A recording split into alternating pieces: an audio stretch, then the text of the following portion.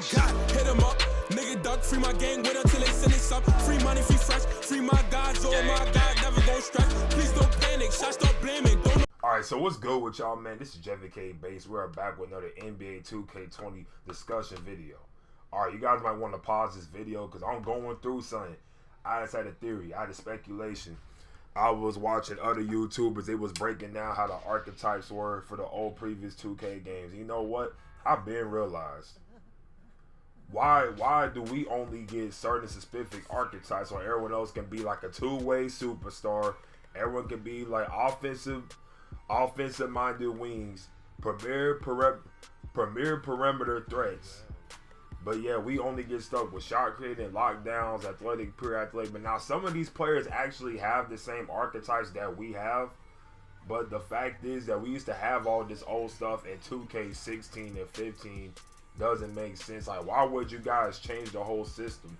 Because honestly, frankly, I like the old archetype system way better than we have now. Because dual archetypes are cool, but how they had it where you can make your player the way that you played, you can shoot, you can dunk, you can pretty much do everything.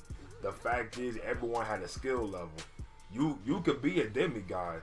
Yeah, if you didn't know how to control your player, then you will not be able to use them correctly. If you see what I'm saying, that's like you going to like a boxing match, but you finally get someone that has more experience than you. You're not gonna win. That's not the odds. It's like a 1 million chance of you winning, but that person has a drastically more chance of winning, 99.9% of the time. But just look through all of this stuff. You guys see what I mean. And I'll put some pictures up here showing what my player was in 2K16. I had a 6'10", all around balanced small forward. I should have made him 7 foot, but I didn't care because I wanted more speed. 6'10", 200 pounds, had like a 75 3-pointer, 80 driving dunk.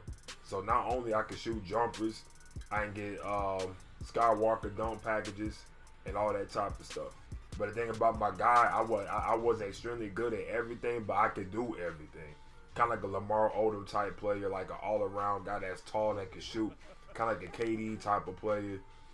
Who's some more guys that's in that category, kind of like a Laurie Marketing, Miles Turner, like the tweeners, like Joel Embiid, for example.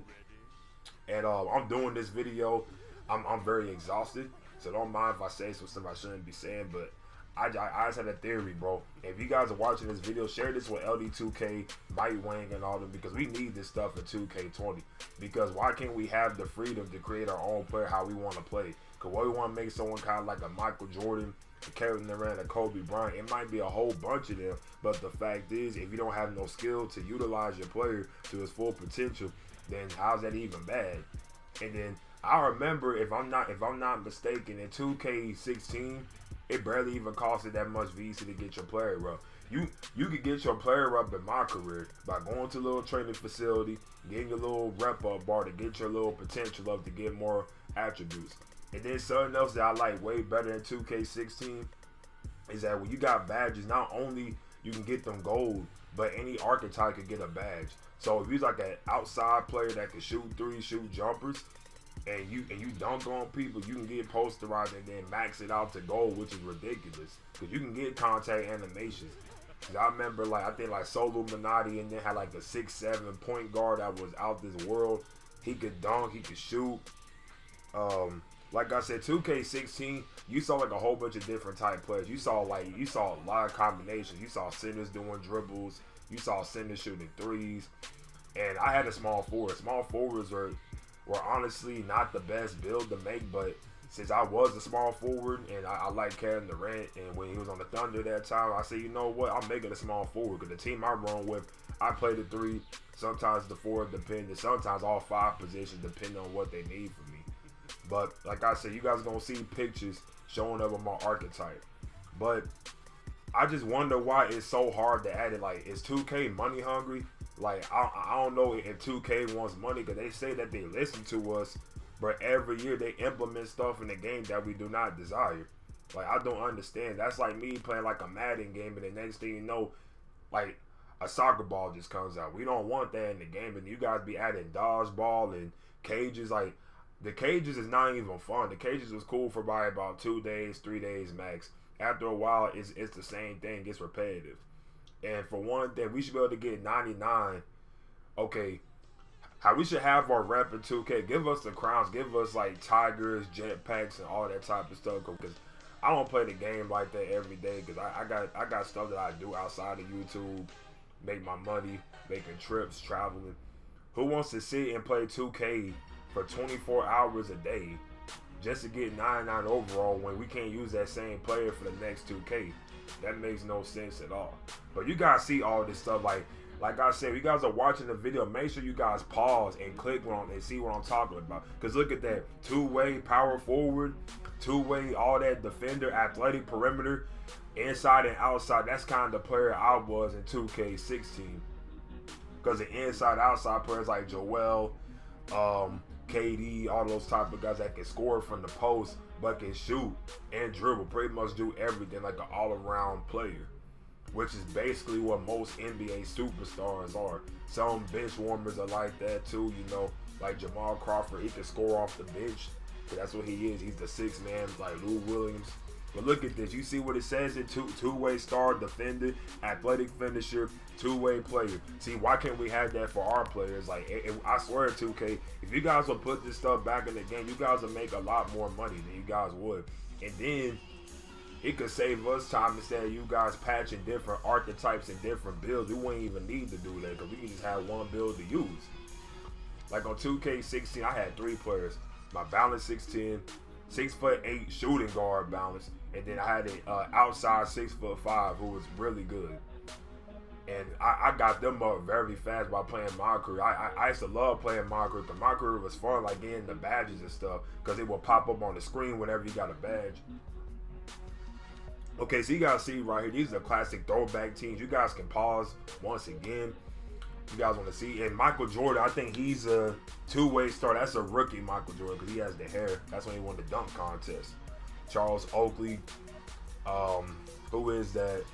I don't know who that was. Boston Celtics, Robert Perez, two-way center, two-way player for McHale. Larry Bird, all-around superstar, 97 overall. Doc Rivers, Bud Wells, athletic playmaker, which you pretty much have those right now. All-around superstar for Magic, two-way center for Kareem Abdul-Jabbar. Michael Cooper's a lockdown defender. James Worthy, two-way wing.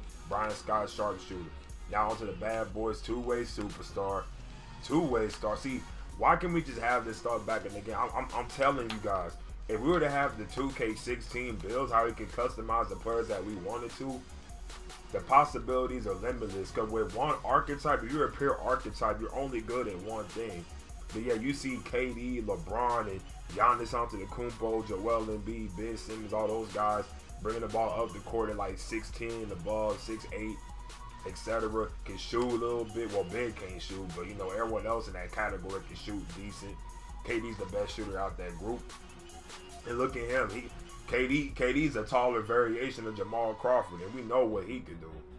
Like I said, like it's so much so that they can put in the game, like two-way star, tenacious rebounder, crafty playmaker. See, if we can make customized players like the way we want to, see that's how I thought 2K17 was going to be, like when we had dual archetypes.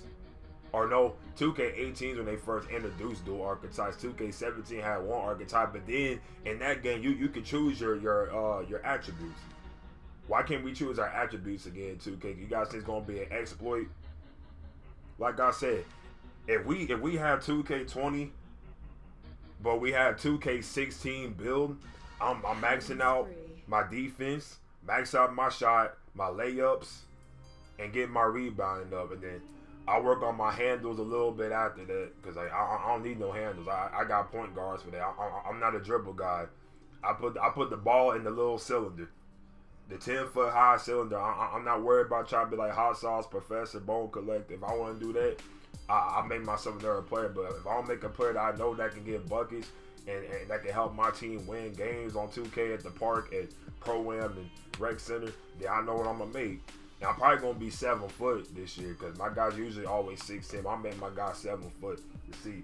And I'm not going to be making no 3 players, none of that, because I'm not going to give 2K all this money. Because I know how 2K be trying to exploit people.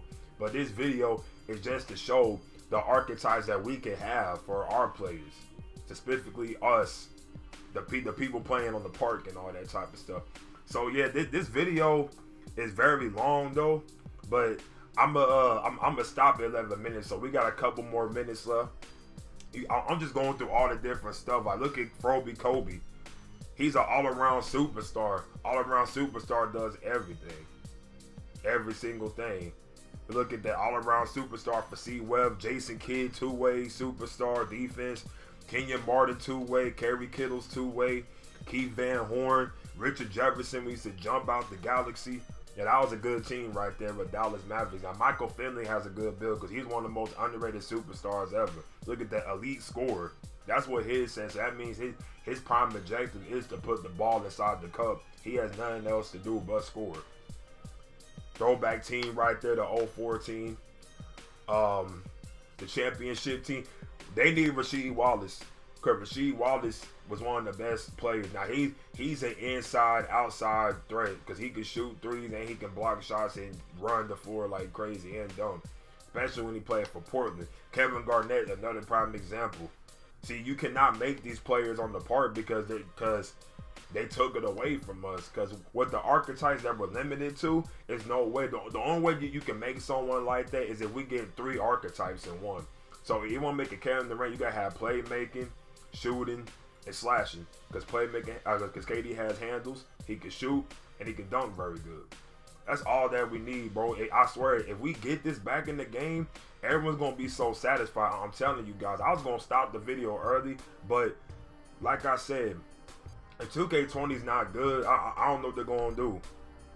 Like, you see, what's it called has it right. EA Sports has it right with the archetypes.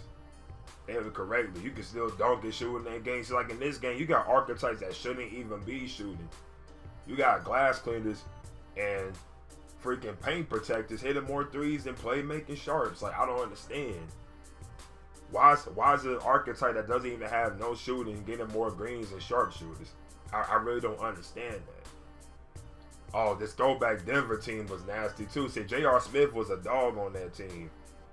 And then I wonder how tall our players can be. See, now one thing I'm gonna say, if you're over 6'10" and above, you should have like some like restrictions on your attributes, because I know that part. Because like you don't want to have like no demigod that just goes crazy. But then again, it goes back to what I'm saying. That certain person might not know how to use the player correctly better than someone that's been playing 2K all his life. You know, that's all it comes down to, man.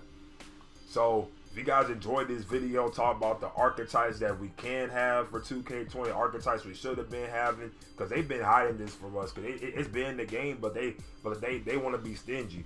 That's all it literally is, bro. So you guys like this video, like, comment, subscribe, and stay fly for more content.